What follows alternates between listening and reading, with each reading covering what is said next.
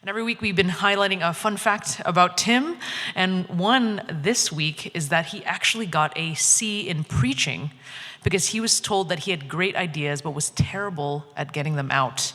The instructor actually said that he was like a teapot, but his spout was too small.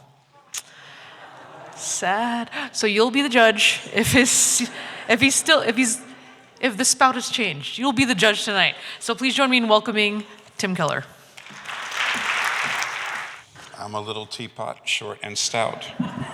Actually, I've never been short, but anyway.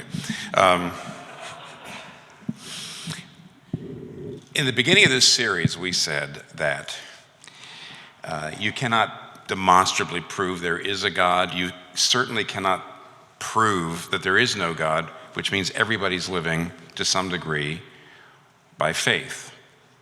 And that even if you're a secular person, even if you're an atheist agnostic, you actually are not so much simply not believing in anything, but you've adopted a new set of beliefs about the nature of the world, of matter, of human purpose, of how rationality works. That's what we talked about the very first week. And what we set it up to say, that doesn't mean you can't make decisions about what's the best way to believe. You can compare sets of beliefs. You don't just say to the atheist, prove that atheism is true. And you can't just say to Christians, prove that Christianity is true, because actually nobody can prove ultimate beliefs about reality. But you can compare the beliefs. You can compare the beliefs to see which set is, frankly, the most likely to be true. So, for example, you can ask which of the beliefs sets, you can look at each set and say, which ones are the most consistent with our experience? Which ones are the most consistent with evidence? Which ones are the most consistent with themselves, within itself? When you say which of these various beliefs are consistent with our experience, we mean which ones are the most livable. When we say which of these sets of beliefs are consistent with evidence, I said we can't prove there's a God, we can't disprove there's a God, but there are arguments. Which ones are the strongest? And then lastly, you can always ask which ones of these sets of beliefs are the most consistent with each other. Do you have a set of beliefs that you say you hold it, but you always have to smuggle in values from other sets of beliefs? So there are ways of judging which of these sets of beliefs are the most likely true. And what we're doing in this stretch of the series is we actually are looking more at number 1 and number 3. We're actually asking here's Christianity, here's secularism, let's say, and other religions. Which of them deliver the best on what every human being needs to live? You need meaning in life. You need the ability to face suffering. You need the ability you need to have an identity that's solid enough for the ups and downs of your performance. You need happiness. You need a basis for moral judgment and determining right and wrong. You need these things, and your belief systems provide those things. Which of the belief systems provide those things that we all have to have in order to live the best? Now, tonight what we're doing is we're going to look at this question, and it's actually going to be something we look at next week too. The question is, how do you determine right and wrong? How do you determine if something's right or wrong? That's my question to you.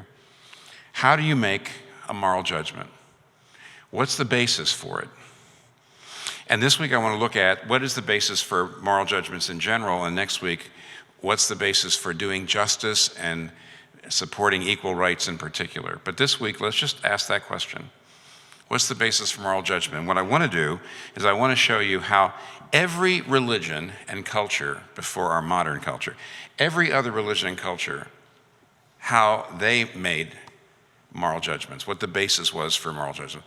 And now, secondly, I want to look at what the secular culture, how the secular culture gives us a basis for moral judgment. And I'm going to try to show you that there's severe problems in our culture now. And then lastly, pretty briefly, looking more to next week actually, I want to talk about what Christianity uniquely offers us in this situation. So how everyone used to have a basis for moral judgments, how secular culture today gives a basis for moral judgments and the problems with that, and lastly, Christianity's unique contribution. Now, Every religion and every culture today, outside of the West, Western culture is pretty secular, but in the past and in non-Western cultures today, how are moral judgments grounded? What's the basis for moral judgments? What do I mean by moral judgment? A moral judgment is how do you explain your moral convictions, moral obligation, and moral motivation? Let me break that down for you. All I can tell you, though, is, let me break that down for you. Moral conviction is I feel X is wrong, and I feel Y is right. So I feel you should never do X, I feel you should always do Y. And so that's what I mean by, that's moral convictions or moral feelings, okay? But then there's the question of moral obligation. See, it's one thing to say, I feel X is right. It's another thing to say, and you ought to also do X, Y, Z, whether you feel like it or not. See, so for example, what if somebody says, I think I'm a racist and I think that racism is fine. Now, it's one thing for you to say, well, I feel racism is wrong, okay? You can say that. But you don't want to just stop there now, do you? You don't want to stop there and say, you think racism is okay and I think racism is wrong. No, you want to say is even though you don't think racism is wrong, it is wrong. Even though you don't feel it's wrong, it is wrong. Even though you don't subjectively feel it's wrong, it is objectively morally wrong, right? That's the difference between just a moral conviction or feeling and moral obligation. In moral feeling, I think racism is right, you think racism is wrong. There we are, we both have our feelings. But moral obligation is to say, you ought to think racism is wrong, whether you feel like it or not. What's the basis for that? Now, historically, all religions and all cultures answered that by saying there is a sacred order, there's a transcendent order outside of this world. So Christianity, Judaism, Islam always said if God says it's wrong, it's wrong. In other words, that's where you get moral obligation. You ought not to do X, Y, Z because God says it's wrong, and therefore it is wrong. It doesn't matter how you feel. See, moral obligation was grounded in a sacred, transcendent order. Hinduism and Buddhism have their scriptures, right? And even cultures that didn't actually have a personal God. So, for example, the Greeks, they didn't actually believe in a heaven with a creator God, but they believed in a realm of ideas, that's Plato, or many believed in what was called the Logos. And the Logos was a kind of cosmic order, a kind of a set of moral absolutes behind the universe. And that if you were going to live a virtuous life, you had to align yourself with that moral order. Interestingly enough, as far apart as they were culturally and geographically, ancient Chinese, especially Confucius. Confucius said this is how you had to live, but Confucius didn't say because I said so. Confucius didn't say, you must do X, Y, Z because I said so. Confucius said, you must do X, Y, Z because that fits in with heaven. Now, when Confucius talked about heaven, he wasn't talking about a place of personal God with angels. He actually just saw it as the transcendent, supernatural realm beyond this world. And we have to live, you might say, we have to align ourselves with heaven. And if we do that, that will be a virtuous life, and that will be a wise life. And we'll be living, you might say, along the grain of the universe instead of against the grain of the universe. So all religions and all cultures always said the reason why some things don't just feel wrong, but actually are wrong, whether you feel like them or not, is because they're grounded in some kind of transcendent order. And you see, the idea that you was a sacred order, which means there were moral absolutes. Moral absolutes are something not inside you, those are moral feelings, but something outside of you, objective, not just subjective, something objective. And that you're obligated to align yourself with that. And of course, by the way, Confucianism and Hinduism and Buddhism and Christianity and Judaism and Islam had a lot of different opinions about what that sacred order was, right? So they didn't agree on what those moral values were, but they all had let's just say it this way, they had a rational justification for moral obligation. So you don't have any right to tell somebody, my feelings should take preference over your feelings. When we're both human beings, we're on the same level. That's totally unjust. What right do you have to say your feelings should take preference over his or her feelings? You don't. But the reason why all religions and cultures said, no, we're not doing that, there is a sacred order that we all have to adhere to and align with. And even though you may disagree about that, at least people who say there's moral obligation, if there's a sacred order, it's warranted. There's a rational justification. And there's a motivation. Because unless I obey the moral absolutes, I'll destroy myself in this life, and I may actually destroy myself in eternity. So that's how people have always traditionally made moral judgments, on the basis of some kind of transcendent moral social order at moral absolutes. But then the question comes up, here's the question. How do secular people do it today? How does our secular culture do it today? And I'd like to immediately, I'm going to make the case over the next 10 minutes or so that we have huge problems in our culture. That Hinduism, Islam, Buddhism, Confucianism, that no other cultures ever had. We have huge problems with the very idea of moral obligation, the very ability to make moral judgments. Now, before I get into my criticism, I got to tell you something. I am not saying that secular individual people, or that secular or an atheist or an agnostic can't be good. I am not saying that. You know, one of the questions, of course, is, you can find on the internet all the time, can we be good without God? So if somebody comes up to me and says, I'm an atheist, can I be good without God? What am I going to say? I'm going to say yes, sure. Mark Twain was once asked if he believed in infant baptism, baptizing babies. Mark Twain was asked, do you believe in infant baptism? He says, believe in it. He says, I've seen it with my own eyes.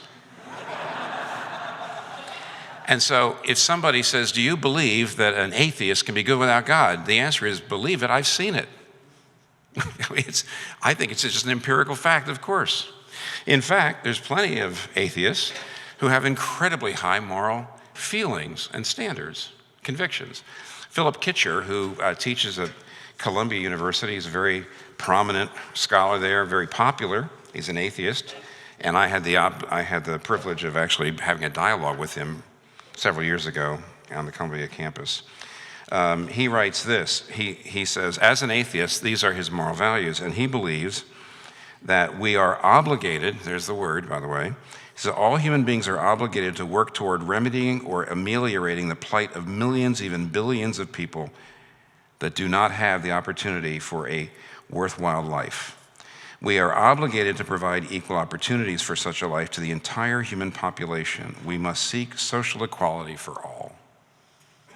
Now, not only is that high, he's an atheist, and not only is that incredibly high, there couldn't be, I think, a higher moral standard, but I also have no doubts that he, or maybe, I don't know him, but that plenty of secular people live according to those standards, and therefore, can we be good? Can you be good without God? Sure you can. But here's my question. How do you make moral judgments, and how do you call for moral obligation if you're a secular person? So let me just give you an example. And I think this would kind of work in New York City, maybe not elsewhere.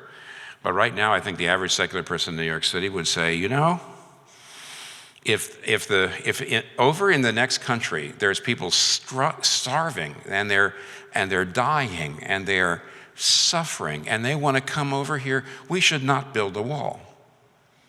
I think a lot of secular people in New York would say we must not build a wall. That would be wrong. That would be morally wrong. We need to try to do something to help them.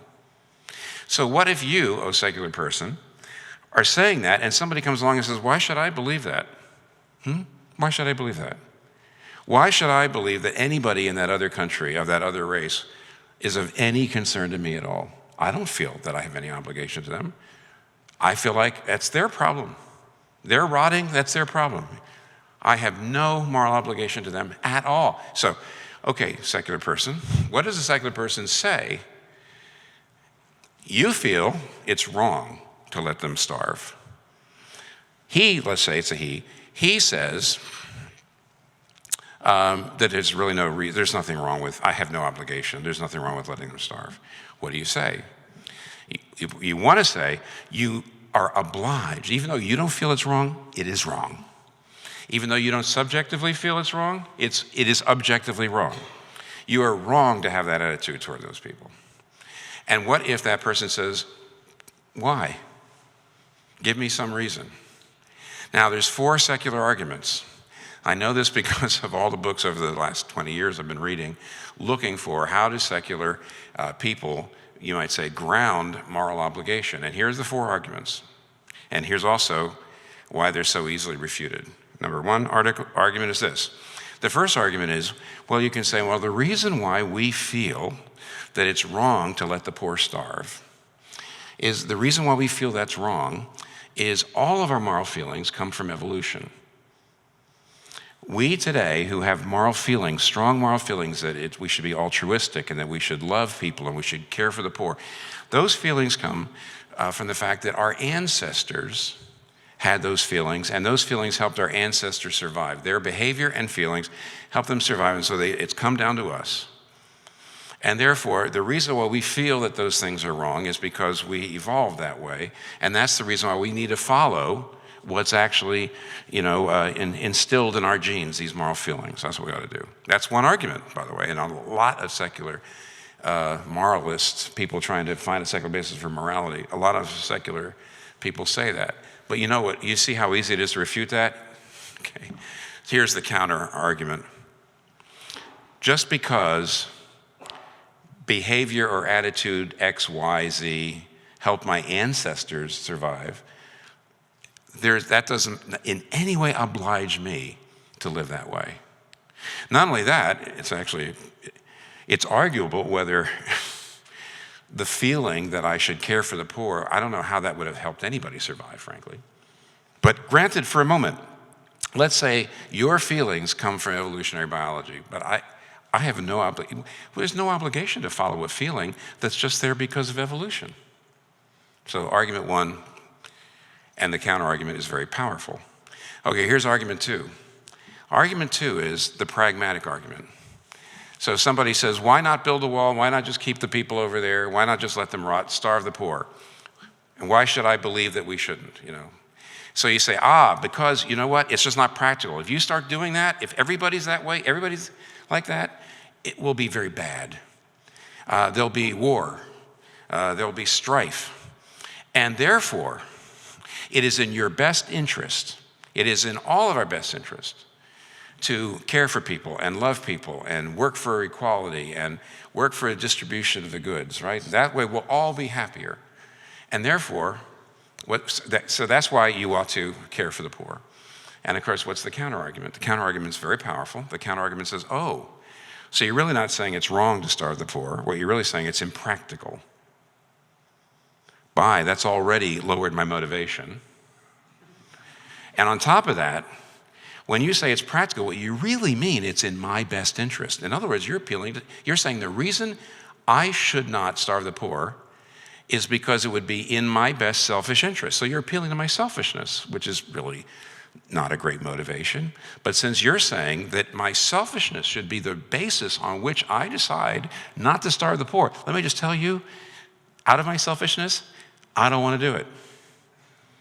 Besides that, whenever you say, well, it's practical not to starve the poor, there's always arguments on the other side that say, actually, it is practical because a lot of the poor need to die off and it'll be better for everybody.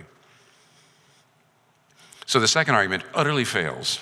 There's no moral obligation. You're not even saying it's wrong, you're just saying it's impractical. The first, you're not saying it's wrong, you're just saying, well, it feels wrong because of our evolutionary biology. The third argument, it's a social consensus. I've talked to a number of very secular people who say the reason why it's wrong to starve the poor is years ago it was okay, but now we have more and more come to see that it's wrong. And because we live in a modern society in which more and more we understand these things as being the way things ought to be, it's wrong because we're coming to the conclusion there's a social consensus developing around human rights and equal rights and universal benevolence and caring for the poor. Therefore, it's wrong to starve the poor. Counter-argument, again, very powerful. So you're saying that 1,000 years ago, when it was a social consensus that slavery was fine, 1,000 years ago, virtually everywhere in the world, social consensus slavery was fine, that it was okay. You probably, is a second person going to say, yeah, I guess it was okay? No, you're going to say, no, it was wrong even back then. Okay, but there was no social consensus. So come on, get me a decent argument.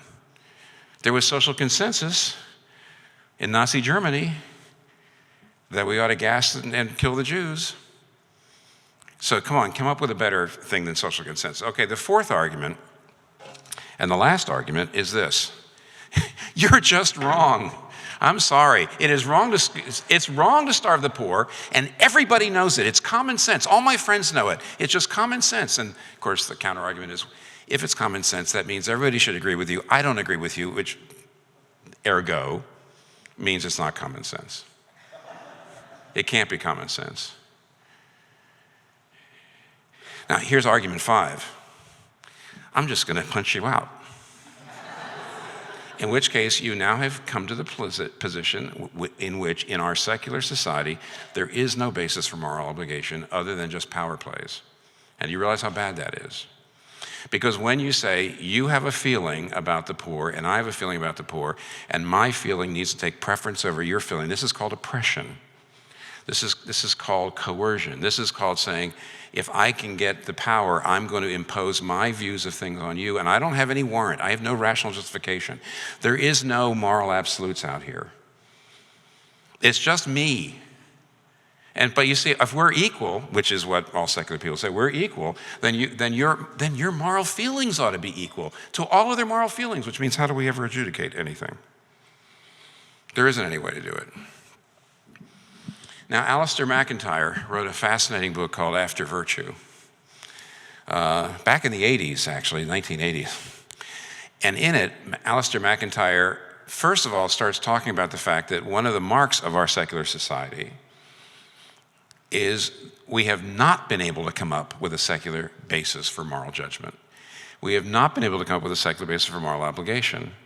That's one of the reasons why we're having such intractable conflicts over moral issues. Because we have nothing to do but yell. And we have nothing to appeal to except the idea that my feelings should take precedence over your feelings, even though supposedly we're all equal.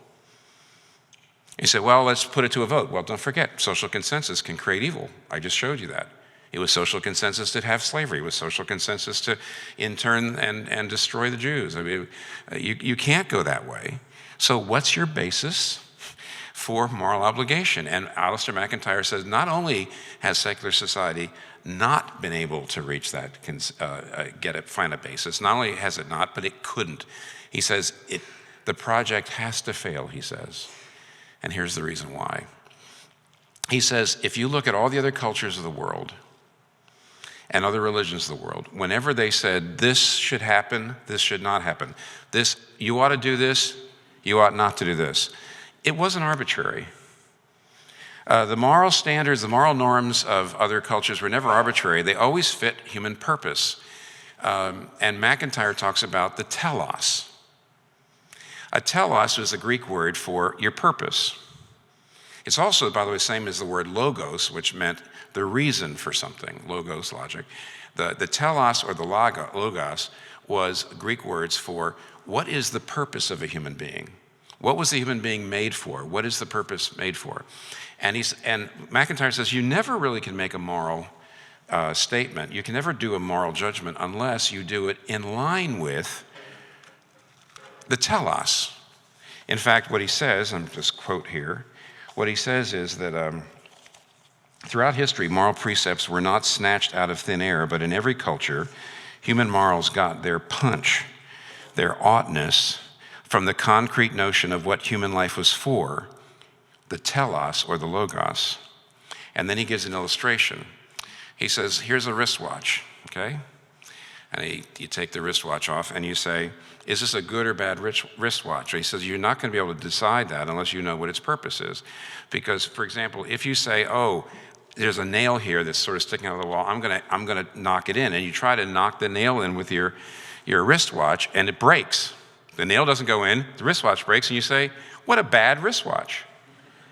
And I said, well, no, that's not fair, because you can't judge the wristwatch as good or bad unless you know what it was made for.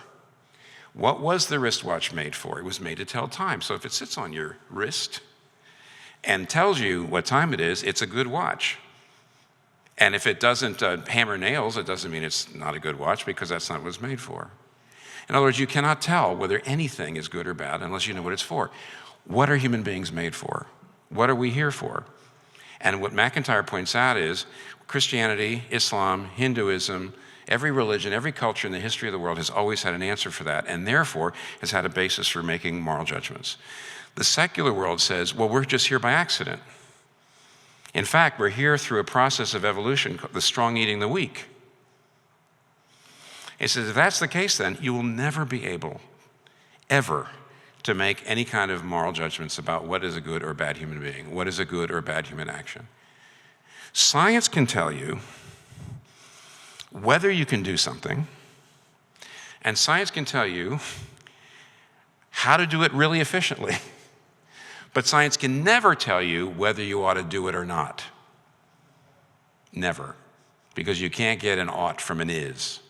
Science can tell you what is, but never what it ought to be. And that's because science, all by itself, cannot tell you why you're here. That takes religion or faith. So without a grounding in faith, you really have no basis for moral obligation. So let me just, in fact, let me just, one other quickie. I think you'll enjoy this because I want to read this to you. If we really are here by accident or not for any purpose, we would say, well, in some ways, we do know something. I mean, secular people would say, we do know how we got here. We got here through evolution. We got here through the strong eating the weak. But you see, again, that gives you no basis for moral obligation. We already saw that, but one of the most vivid examples of that is Annie Dillard, who wrote Pilgrim at Tinker Creek, got a Pulitzer Prize for it years ago. She actually lived by a creek in rural Virginia, and she was trying to get back to nature. And she thought the closer she got to nature, the more that would, in a sense, humanize her. In fact, however, she saw how brutal nature was. She saw the strong eating the weak. One day, she watched a big water bug sting a frog and paralyze it, and then stick its beak down into its skull and suck it out, suck the brain out, as the frog just basically collapsed like a set of clothes, and she never got over it. And this is how she concluded, because she was a humanist. She came thinking, if I get back to nature, it's going to, in a sense, humanize me and make me, care more about life. And she had very strong, humanistic values. Here's what she said. I thought that by living by the side of the creek, it would shape my life to the free flow of the water. But I seem to have reached a point where I must draw the line. I must part ways with the only world I know. I value the individual supremely, and nature values him not a whit. It looks as though I may have to reject this creek life unless I want to be utterly brutalized. Either this world, my mother, is a monster, or I myself am a freak. Consider the former. Let's imagine that the world is a monster. There is not a person in the world that behaves as badly as a praying mantis. But wait, you say, there is no right or wrong in nature. Right or wrong is a human concept. Precisely.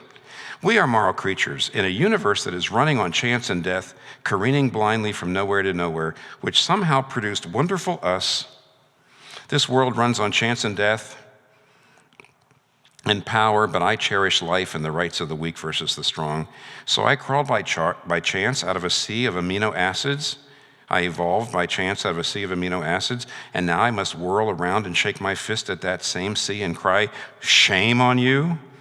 We little blobs of soft tissue crawling around on this one planet's skin are right, and the whole universe is wrong? That's one view, the world's a monster. Or consider the alternative. Maybe nature is fine, and our feelings are freakishly amiss. The frog that the giant water bug sucked out had a rush of feeling for about a second before its brain turned to broth. I, however, had been sapped by various strong feelings about the incident almost daily. All right then, it's our emotions and our values that are amiss. We're the freaks, the world is fine. See, she's saying either we are freaks and the world is fine, or else the world is out of kilter. But how could the world be out of kilter? Because it's natural, it's just what it's always been. So let us all go and have lobotomies to restore us to our natural state. We can leave the library then, go back to the creek, lobotomize, and live on its bank as untroubled as any muskrat or reed. You first. You see what she's saying? If I am the product of evolution, then the strong eating the weak is natural, and my feelings that it's wrong is actually an illusion. Or if my feelings about the wrongness of violence and the strong eating the weak are real, if there are moral realities outside of me that show me that the world as it is not good, well, what are those? How could they be there? So basically what she's trying to say is, as a secular person, she could live as if there are moral absolutes, but at that point, what is she doing? She's admitting the fact that whereas the things she sees and she knows are there, moral realities, she knows they're there, they would make more sense if there was a God than if there's not a God. And which is just simply to say, as you compare secularism and, say, religion, you basically have to say, actually, religion makes more sense of your experience. And secularism tends to have to, in order to do moral obligation, because we do believe in moral obligation, don't we? And we do treat people as if they're morally obliged to do certain things. But in order to do it, secular people have to smuggle values in from other people's belief system. Otherwise, they can't work, which again is one of the reasons why I'm trying to say to you, as you compare these beliefs, which ones seem to be the most likely to be right? The last thing I'm going to say, and it's just literally a minute here, because I want to look for next week.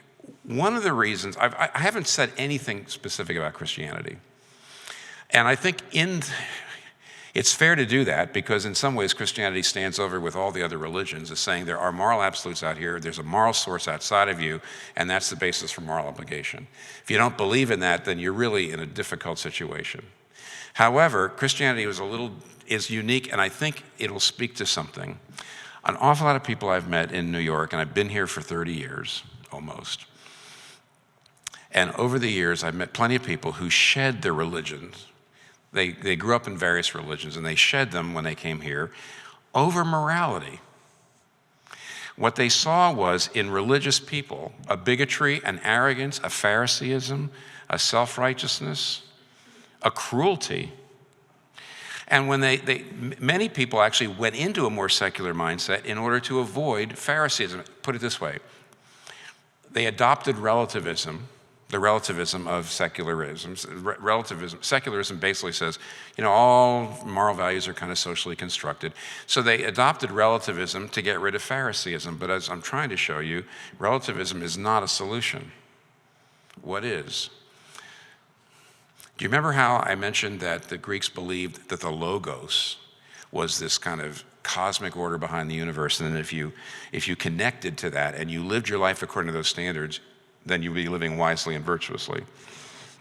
In the beginning of the book of John, Gospel of John, John chapter 1, it says, "In the beginning was the Word, and the Word was with God, and the Word was God.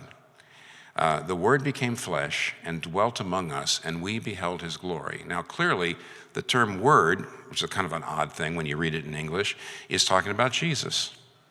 In the beginning was Jesus, and he was God, and he was born into this world, and we saw him. But why call him the Word? In the original Greek, it's calling him the Logos. It was using a technical Greek philosophical term. And it was the Christian's way of saying, there is a Logos, there are moral absolutes, but it's not an abstract set of standards. See, if you say the moral absolutes is an abstract set of standards, then I'm virtuous because I'm living according to the standards, and you are terrible people because you're not living according to my standards. But the Christianity says the Logos it does exist. There is a Logos, there are there is a rational order behind the universe, but it's not a set of abstract standards, it's a person. It's a person. It's Jesus Christ. And there really is moral obligation. It's to know him.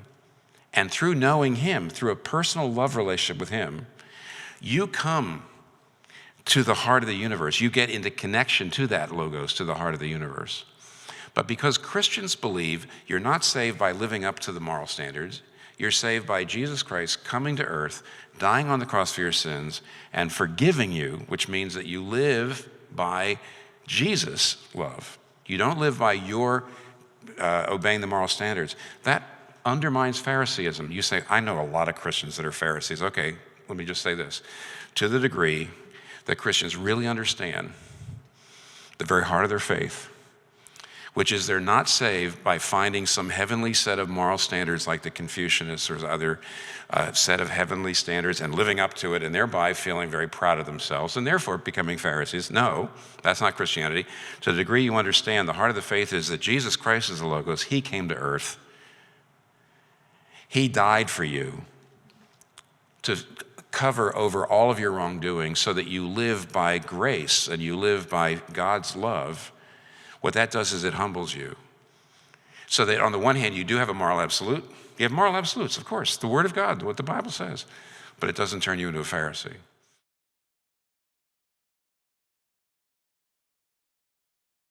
You know, Tim, you actually just ended by highlighting that because of the resources that Christians have, their moral absolute don't turn them into Pharisees. Supposedly, right? So I'm connecting it to this question that someone's asking because I think it's actually really interesting. There's a high population of those who consider themselves Christians in the United States, right? And so therefore potentially live according to moral absolutes. So this question is asking, why is it that societies that are much more secular than the US have lower crime rates, better quality of life, and equality? Well, I promised I wasn't going to do this. Next week might help answer this question somewhat. I'll give you an answer, but I would hope you either come back or you watch it live stream or something. This is somewhat of a two-parter. So sorry about that. I want most of these talks to be standalone, but this one isn't completely there. The secular societies they are secular in the sense that you're thinking of Europe, basically, and they are secular in the sense that that today the majority of people don't go to church and the majority of people don't say they're Christians, but they're historically Christian countries, which is to say there's a terrific amount of, I'm going to try to make the case next week, there's the emphasis on human rights, the emphasis on universal benevolence and caring for the poor, etc. Number one, they are, a lot of those things have come through their Christian heritage. So a lot of those values have come from Christian heritage, number one. Number two, the fact is that as those places get more racially diverse and culturally diverse, which is happening now, they're starting to have the same problems we're having. And the reason for that is because secular people don't have a way of adjudicating moral differences. They don't have anything to appeal to. And so it's really true that, frankly, I hate to call these places out, Finland, Sweden, Norway, these are all countries that have fewer people in them. Each one of them has fewer people in them than New York City. And they have been very homogeneous, and they're relatively not very populated. But now, as they are growing and as they are becoming more culturally diverse, they're going to have the same problems we do. Now, when you say Christians in this country, that also is a large subject. I tried to hedge. I didn't mean to hedge, but I did. I tried to say that you've got Christians who simply, they don't understand their faith very much, but they're traditionally and culturally Christian, and there's a big percentage of the people like that. I tried to say, to the degree that you grasp what I was telling you, the heart of the faith, that takes away that arrogance and that Phariseeism. which some of you are going to say, so are you really saying there's that many professing Christians in America who don't understand the heart of their faith? Yeah. Okay? But and also, besides that, nobody overcomes the Phariseeism at all. I mean, we all have a problem with the self-righteousness, the anger, the condescension, not just Christians. But Christians actually have the resources in their faith to undermine what is, I would say, the normal human tendency to arrogance and Phariseeism over moral issues. Christians have got that resource. So many of them are not using it. On the other hand, we're trying to put it to use right here so that you see there really is another approach, and Christians can actually talk about these things, still think that still have their convictions about the truth, but at the same time not be abusive and condescending to people. I think this question follows up with that. So you highlighted that many people might potentially have the resource or like access to the resources of the Christian faith, but they don't utilize it. And then this person's asking, and I've been asked this question multiple times too. I'll just state the way they say it. They say, I agree that many people leave Christianity because of the moral failures of Christians.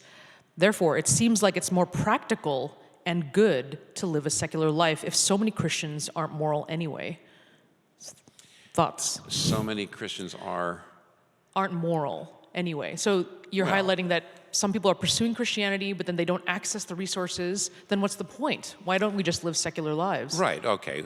But here's what I'm trying to say. If you're secular, you don't have those resources at all. You don't have them to access. The two I've already tried to mention tonight. One is you don't have a good, to use the philosophical term, you don't have a rational justification for moral obligation.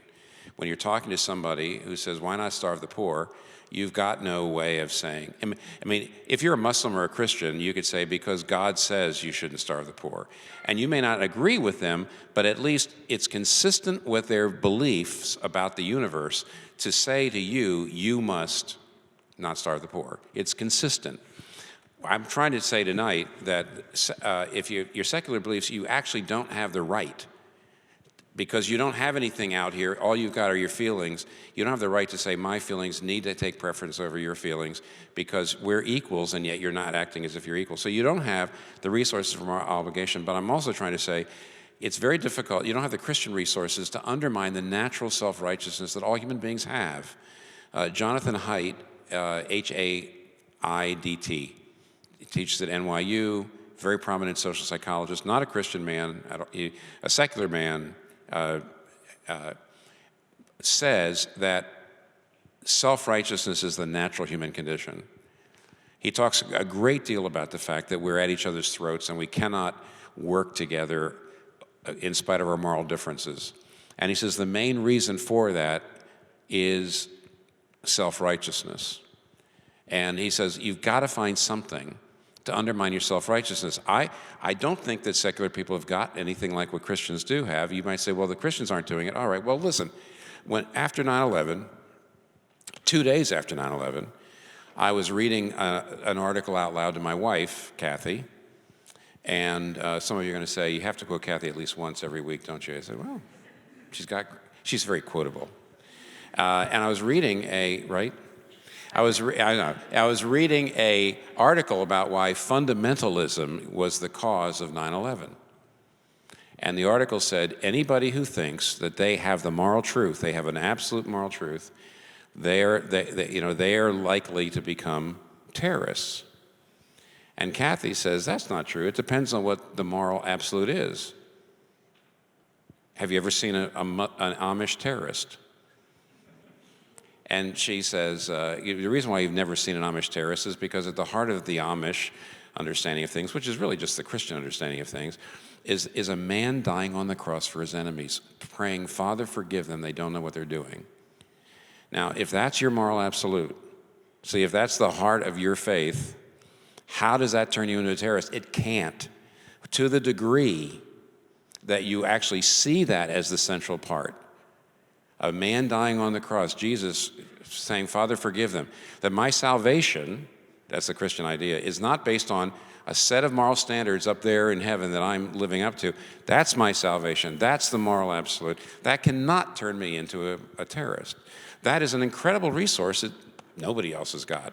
That's what I was trying to say at the very end. No other religion has got that, and because other religions do have a tendency to say, I'm saved by living up to the law, the moral law, and secular people don't have that. So honestly, secular people don't have either the resources for moral obligation or to undermine the self-righteousness, which is the reason we're having so much trouble in our society today. You referenced slavery during your talk. I did. You did. And there are several questions that have come in about that. And I think this question gets at, because you're highlighting that Christianity gives us access to moral absolutes. But I think this question's highlighting that there doesn't seem to be even consensus within the Christian community about some of those absolutes. Because this person asks, you were talking about a moral consensus and that it doesn't work because 1,000 years ago, the consensus was that slavery is right. However, some Christians were pro-slavery. How do you explain this? Were the Confederate leaders just dumb or bad Christians? Yes. Agreed. I was answering the very last part of the question. I don't want to ignore the first part. Were they dumb or bad Christians? Yes, okay. However, let's go to the first part. It is the very first person in the history of the world. I have this on. I recently read an article by a man Kyle Harper, who is a top scholar in the area of ancient history, especially the classics. In other words, Greek and Roman history. He's an expert. And he wrote an article that said that nobody had ever said that slavery was de facto wrong. There was always been back and forth. And now we're not talking about Christians now. We're talking about everybody. There's always been back and forth over some people always were bothered by slavery if you were brutalizing your slaves and that sort of thing. Even back in Greek times, you weren't supposed to brutalize people. But nobody ever said that slavery per se was wrong. As some of you may know, Aristotle unfortunately, very clearly said, some people deserve to be slaves. Some people are fit to be slaves. Now, along comes the Bible. One of the problems we have right now, in the Old Testament, there is a word slavery, and it talks a lot about slaves, but it was really a form of bankruptcy law. So if you could not pay your debt, you became someone's slave. But if you go read what the Old Testament says, this is the Hebrew Scriptures, it really you couldn't be a slave for longer than 6 years, even if you did not make good the debt in that time. So in other words, if you couldn't pay the debt back in 6 years, you had to go free, because slavery, it was indentured servanthood. It was basically a form of bankruptcy law. You also didn't really own the slave. If you hit the slave because you got angry and you knocked out his tooth or something, he went free. There's even a place in Deuteronomy where it says, if a slave runs away, you do not return the slave. You know why? Because if the slave ran away, it's probably because he was being mistreated. I mean, when you read the Old Testament, you realize this isn't the slavery we're thinking about. Lifelong, race-based, chattel slavery, it's not. In the New Testament, of course, there was the Greek and Roman slavery. Even that tended to be temporary. Even that tended not to be lifelong, and it wasn't based on race. It still wasn't what we know today as African chattel slavery. But the Bible, the New Testament never really says, oh, it's fine. It just sort of works on how do you live with this thing at this point. Kyle Harper, in his article, said that the first person in history that said slavery is always wrong, always wrong, always wrong, they were the Cappadocian Fathers, about 300 or 400 AD. Basil and Gregory of Nyssa and another Gregory. There were these three Greek bishops that were reading the scripture and started to say, yeah, it's not just that slavery is not a good thing. Christians, we must never let a Christian own slaves. And basically because slavery meant you paid money for someone, and Basil of Caesarea, who wrote this article, he preached this sermon saying, you can't pay. Human beings are infinitely precious. They're made in the image of God. How could you possibly put a price on it? So Kyle Harper says Christians were the first people in the history of the world to even realize, by thinking about what the Bible said, that the implication of what the Bible said was all slavery must always be wrong. You might say, well, why did it take them 200 or 300 years? Because it did. It took 200 or 300 years for Christians to figure that out. Because the whole world, everybody just assumed, of course, this is just a fact of life. But the truths in the Scripture finally started working themselves out.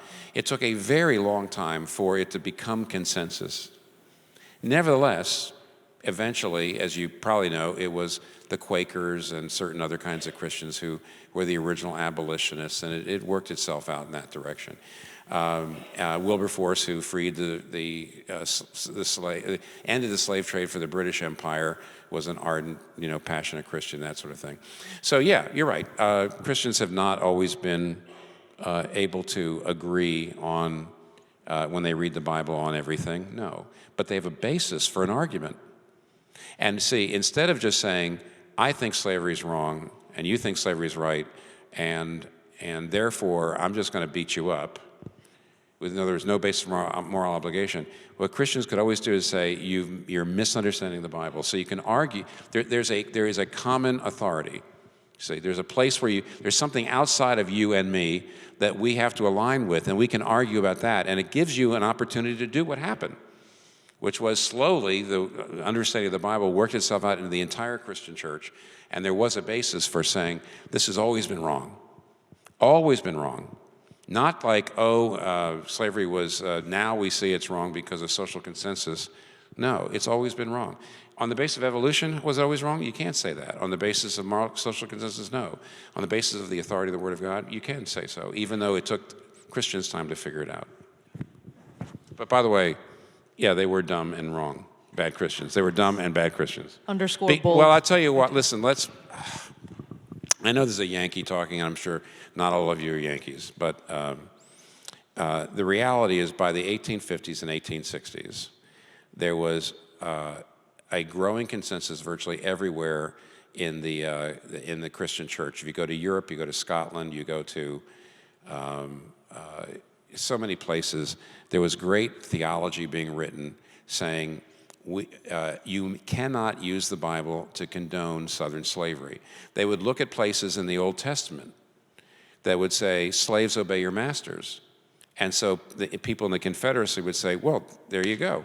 The Bible says slaves obey your masters, so slavery can't be wrong. And we refuse to see, this is not, frankly, what was there in the Old Testament was not slavery it wasn't the same thing at all. Indentured servanthood, not based on race, always temporary. You don't own the person. You can't mistreat the person. It was really just a form of bankruptcy law. And they saw the word slave in the Bible, and they immediately said, oh, that's exactly what we're doing, and it wasn't at all. So they could have known better. They should have known better. They didn't want to know better because their entire economy was based on slavery, race-based chattel slavery. And so they did blind themselves to what was in the Bible, but they should have known better because there were Scottish and English and British, and there were all kinds of, and German and French Christians saying to Southern Americans, you cannot justify the slavery you're doing there from the Bible, but they didn't want to hear it. All right, you have referenced a lot that the Bible is the very source of Christian teaching, moral absolutes, but this question is alluding to a common question we've gotten, not just this week, but throughout the weeks, just looking at the credibility of the Bible itself. Okay. And this person asks, how can you best outline Christian morality from a text like the Bible, which has been translated so many times? Actually, the more often it's translated, the better. The Bible was originally written in Greek and Hebrew. And every time you translate the Bible, you're in a sense forced to read it really, really carefully. You're translating the Bible into different cultures. And how do I do this quickly here? America is a very individualistic culture. So even though I'm an American Christian, I'm usually more influenced by my culture than the Bible. And I actually gave you an example of how in the 1850s and 60s, Southern American, I don't mean South American, but Southern U.S. Christians didn't want to see what the Bible said about slavery. They wanted to see justification. So your culture tends to blind you.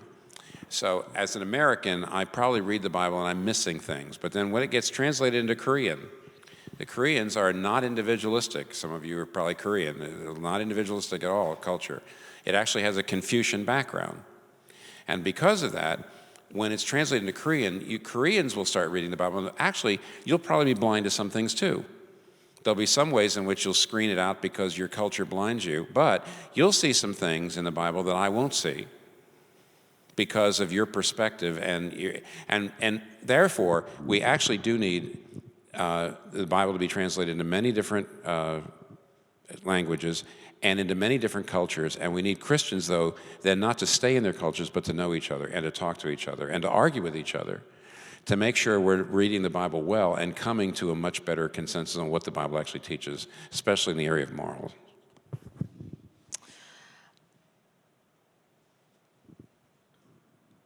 I'm just going to go ahead and I'll ask this question. How are Christian moral absolutes compatible or superior to other religions' moral absolutes? Why should I believe that Christian moral absolutes are the real ones over others? Yeah, but these are great questions and very helpful, really, but hard. That's okay. Well, I mean, you do. First of all, Jonathan Haidt, Haidt, I've probably quoted him before in this series, wrote a book called The Righteous Mind. And in that book, he looks at religious and secular societies and basically says where secular societies have a very different set of moral beliefs. They usually believe in freedom and care. That religious societies actually have a longer set of them, and they're somewhat similar. C.S. Lewis wrote a book called The Abolition of Man, and in the back of The Abolition of Man there is an appendix. I don't know why he called it the Tao, T-A-O. I'm not sure why he chose a Chinese word there. But what he did was he tried to compare the writings of Hinduism, Judaism, of course, which is the Old Testament. I mean, anything that Judaism, Old Testament, Christianity, Old and New Testament, Islam, Hinduism, and probably Buddhism. So he took 5 world religions and he asked the question, what does it teach about sex? What does it teach about family? What does it teach about the poor? What does it teach about? So he went down a whole list, and there's a surprising amount of overlap. In fact, I'd go so far as to say, this is a great question, the real differences between religions, though, the real differences are not so much in the area of moral norms. Some of you may realize that here in New York, for example, Muslims and Orthodox Jews and Christians and probably have awfully similar views on things like family, sex, caring for the poor. Very, very similar views. The difference between religions is more on how do you get saved, not how you should live. I'm not saying there's no differences. Turn the other cheek, forgive 70 times 7, all this stuff that Jesus says about that is not there in Islam. It's not even really there so much in Judaism. But nevertheless, having said that, there's an awful lot of overlap between the big differences in religions are how do you connect to God, how do you get saved, how do you get eternal life? That's the difference, massive. When it comes to how you live, there's actually a fair amount of consensus. Not how much, maybe 70%. There's quite a bit of consensus. I'm just keep getting multiple questions about the actual resources that Christians have or for moral absolutes. A lot of questions about the character of Christians themselves. So this person asks, you said Christians don't follow a set of rules, but the person of Jesus. But why do I see so many Christians in the church judging people who don't go to church? Oh, read the last part again. Why do I see so many Christians judging people who don't go to church? And they tied it to, you said people don't follow rules, but Jesus. Right. Well, now, by the way, I better clarify something. When I say it doesn't mean there's no rules. I mean, when I, how do I say it? When I got married, you fall in love and you get married, and immediately there's a whole lot of things that will please your spouse that now you hopefully you want to do because you love to see your spouse happy. You know one of the best ways to love your spouse is don't be so sloppy about this, or make sure you do this, or I don't know. In other words, there's a whole set of things that will please your spouse that actually become, in a sense, rules for your life, new rules for your life. But you don't even think of that. You're not exactly obeying your spouse. You're more like, in a sense, what you're doing is you're following the rules of the relationship, because your spouse will feel loved if you do X, Y, Z, and therefore you do it, and because you want to love your spouse and you want to see your spouse pleased. That's really the way Christianity thinks of morality, and it's different than other religions, honestly. You know, in the book of Exodus, God doesn't give the children of Israel the Ten Commandments, and when they start to obey, he leads them out and delivers them from slavery. No, he delivers them from slavery, and then he gives them the Ten Commandments so they can love him for what he's done. In other words, and in the same way, most religions, you obey, and if you obey, maybe God will love you. In Christianity, through faith in Christ, I get all God's love, and now the reason I do follow the rules, I mean, for example, it says, if you insult the poor, this is in the book of Proverbs, if you insult the poor, you insult the Lord. If you give to the poor, you give to the Lord. In other words, the Lord loves it when you care about the poor. And so now why am I caring about the poor? So I'll go to heaven? No, I've already got that in Christ. I do it because I do it for the love of the poor. I love to do it for the love of God. That's why I was trying to say, you start with that relationship with God, with Christ, and then, but you still do obey the law of God. But it's secondary, it's necessary, but it's motivated in a very different way. Now, what was the second part of the question, though? That was the first part. The first part of the question is, I want you to say, yes, though I do follow Christ first, not a set of rules, there still is obedience. And the last part of the question was, why are Christians so judgmental of those who don't go to church? That's easy. I think I already told you. And that is that Christians are not drawing on their resources. They aren't. There's still the judgmentalism. I don't know how in the world, if you really believe you're saved by complete grace, that God accepts you not because of your good works, but because of what Jesus did on the cross, that has got to take you out of the judgmentalism. How can you do that? I'll just tell you a story. This is Jesus' parable.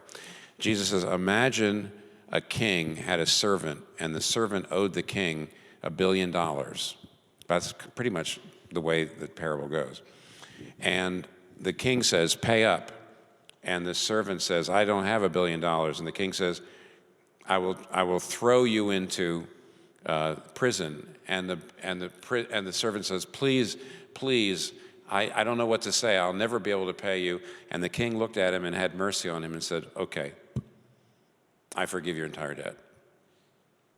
And what if that servant went on, happy, of course, and he met another servant who owed him $5. And the first servant said to the second servant, where's my $5? And the second servant said, oh, please give me another 2 weeks. I don't have it. And the first servant says, no, I'll throw you into debtor's prison. And he does. And Jesus says, if the king hears about that, he's going to come to the first servant and he's going to say, shouldn't you have had mercy on your fellow servant as I had mercy on you? So anybody who is judgmental towards someone who doesn't have the right views, they can't really believe that they're saved by God's sheer grace. They just don't understand it. They can't. To the degree you understand what the Bible actually, what the gospel is, to that degree that judgmentalism should be just sucked out of you. The way a water bug sucks, never mind. All right. Glad you cut it off there. Next question. Tim, this person's saying, this whole lecture has been based on the premise that there is moral absolutes. But what evidence is there actually for this? On pretty much every major issue, people are divided on what is right and wrong. Yeah. Okay. First of all, I said, this is not the only way. Is this the last question? Last question. Okay. So I can go on forever. Can I? Okay. First of all, as I tried to say, there are several ways to compare belief systems in order to decide which one is the most likely to be true. Probably the one maybe whoever's asking the question, you probably want to say, okay, let's talk about the arguments for God. Are they strong or are they weak? Let's talk about the arguments for Christianity. Are they strong or are they weak? Now we're getting down to really deciding whether or not Christianity is, true or not. Yeah, but here's the problem. If you can't live, I'm trying to make the case tonight that you do believe in moral absolutes. You do. Anybody who's ever told me, they say, I'm a secular person, I'm an atheist, and I believe all morality is relative. The very next minute, if somebody steps on you or does something wrong to you, or you're all over them. In other words, there's no way that anybody can actually live as if there's no moral absolutes. Nobody can live as if there's no moral obligation. Nobody. So now here's my question. You say, what proof have you got that there are moral absolutes? And yet you can't live as if there's not. What does that mean? So one of the ways you can ask the question is, why would you, if there were no moral absolutes, be that invested in it? Well, you say, well, maybe it's just evolution. Yeah, see, the problem is you say that means you're a relativist, but then, so you really are trying to say that genocide isn't wrong. It just feels wrong. You don't believe that. You don't believe it at all. You don't believe your own beliefs. Why? To me, that's an indication that your set of beliefs don't fit in lived experience. And, another way to put it, let's be a little more rational.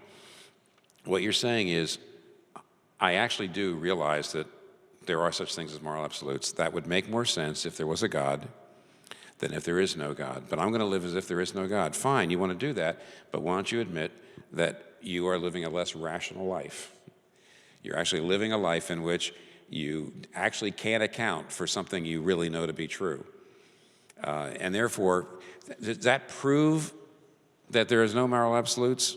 Pardon me, does that prove there's moral absolutes? No, but it does show that I think belief in God makes more sense of the way in which you live and the way in which your heart actually works. Now, that's not all there is to it. That's why I would hope that you would keep with us on this series. We will get to the more kind of traditionally rational arguments for and against the existence of God and stuff like that. But right now, that's my suggestion, is that you do believe in it. You can't account for it. Why would you believe in it if it wasn't there? Thank you for listening today. Gospel in Life's ministry is supported by generous partners all over the world. Your gifts allow us to share the gospel message with millions of people through our podcast, radio, and other channels, including here on YouTube. We're seeing God change lives through the increasing reach of this ministry, so thank you for your part in it. If you'd like to make a gift today, go to gospelinlife.com/YouTube, and we'll send you one of my books as thanks for your gift. Thank you again for your generous support, because